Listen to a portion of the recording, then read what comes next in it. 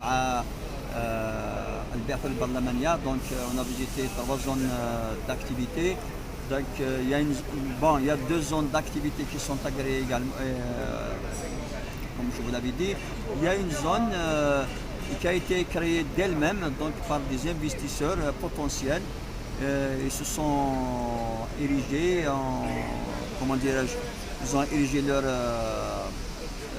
unités industrielles, notamment une industrie pharmaceutique, une industrie parapharmaceutique, une industrie également, il y a une minoterie, il y a une sacherie. Donc l'ensemble de ces investissements qui ont été réalisés sur un espace, on va dire, servitude du gazoduc 8 pouces. Donc ils sont à l'approche de cet ouvrage qui est important pour nous également. Donc, mais tout de même, vu l'importance de ces investissements, vu la valeur ajoutée qu'ils ont créée pour la région, vu le nombre d'emplois qu'ils ont créés, ça va dépasser les 2000 emplois s'ils arrivent à démarrer leurs activités, si on arrive à les régulariser sans pour autant toucher à la servitude du gazoduc, donc on va avoir dans les 2000 à 2500 emplois.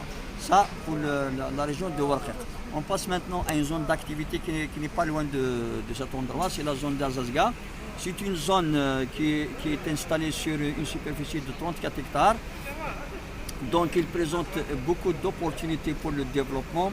Sur ce,